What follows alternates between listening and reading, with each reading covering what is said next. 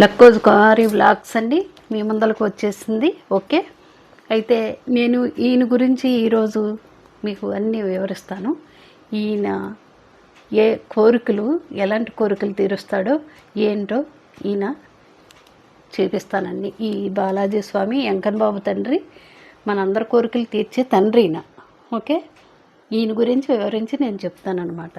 అయితే ఈయన గురించి ఒక భక్తురాలు చాలా విచిత్రమైన కోరుకుంది. అంటే మొక్కుకుంది, కోరికలు కోరుకుంది, విచిత్రమైన మొక్కుకుంది.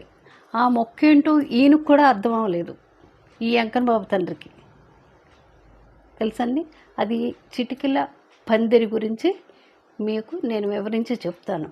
అయితే ఆవిడ ఎన్నో పూజలు చేసుకుంటుంది, ఎంతో భక్తురాలు ఆవిడ కూడా.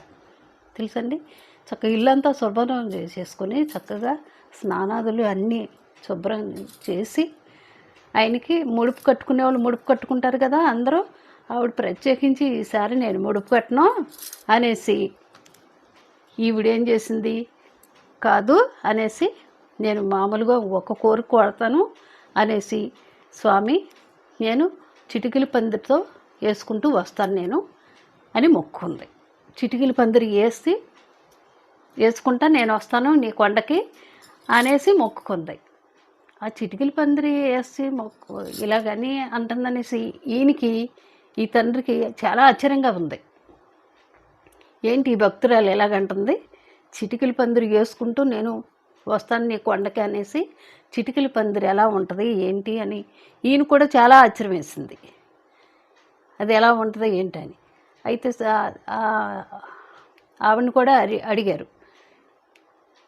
దేవిని కూడా అడిగారు, దేవి ఏంటి ఇలాగా చిటికెల పందిరి అనేసి నా భక్తురాలు కోరుకుంటుందంటే, ఏమో స్వామి ఏంటో మరి నాకు అర్థం అవట్లేదు, చిటికెల పందిరి అంటే ఏంటి అనేసి ఇద్దరు తర్జన భర్జన అని వాళ్ళకి ఎంత అర్థం అవ్వలే. అసలు ఎంతసేపు ఆలోచించినా కానీ వాళ్ళిద్దరికి ఏం అర్థం అవ్వలే. అయితే ఆ చిటికెల పందిరి అంటుంది కదా అనేసి ఈవిడ కోరుకున్న కోరికలు కాకుండా ఇంకా ఈయన ఎక్స్ట్రా చక్కగా బాగా కలగజేశాడు. కలగజేసిన తర్వాత ఈవిడికి ఎంతో సంతోషం వచ్చేసి, అదిగో నేను కోరిన కోరికలు చక్కగా నెరవేర్చేశాడు ఆయన, ఇంకా లేట్ చేయకూడదు, ఆయన మొక్క ఆయనకి తీర్చేసేయాలి అనేసి ఇక రంగంలోకి దిగింది ఈవిడి. చక్కగా ఈవిడి చక్కగా ఇవన్నీ చదురుకొని చక్కగా ఇచ్చేసి నదిలో స్నానం చేసి, అక్కడికి వెళ్ళి తిరుపతి వెళ్ళి నదిలో స్నానం చేసి, ఇక ఆ కొండ మీదకి కింద నుంచి మెట్ల కాడి నుంచి ఇక చూసుకోండి ఆవిడ ఇక అంతే. ఇక అదే దీక్షలో ఇదయ్యి చిటికెల పందిరి చూసారుగా, అంటే ఈ చిటికెలు అనమాట, ఈ రెండు చిటికెల పందిరి అంటే ఇలా చిటికెలు వేసుకుంటూ ఎక్కడ కొండ మెట్టు అన్ని మెట్టులు అంత కొండ ఎక్కిందనమాట ఆవిడ. చూసారుగా, ఈ చిటికెల పందిరికి ఎవరికైనా ఆశ్చర్యం వేస్తుంది కదండి, ఈయనకేంటి మనకైనా ఆశ్చర్యం వేస్తుంది కదా. అసలు ఈయనకే అంత అర్థం అవ్వాల చిటికెల పందిరి అంటే. చూసారుగా, చిటికెల పందిరి అంటే ఇదిగో ఈ చిటికెల పందిరితో అలా వెళ్ళి ఆయన మొక్కు తీర్చి అక్కడ ఇదైతే అక్కడ చాలా ఇదైపోయిందండి, చిటికెల పందిరి అనమాట అది. చూసారా, ఆ మొక్కు ఇలా చిటికెలు ఆపకుండా ఇక ఈ చిటికెలు వేస్తానే ఆవిడ కొండెక్కేసింది. మరి ఆ మధ్యలో అసలు ఎంత గ్యాప్ కూడా ఆపుకోకుండా చిటికెల పందిరితో అలా ఎక్కేసింది. అసలు ఈయన ఎంతో ఇదైపోయాడంట, సంతోషపడిపోయి ఆవిడ పేరు అలా ఉండిపోయిందండి.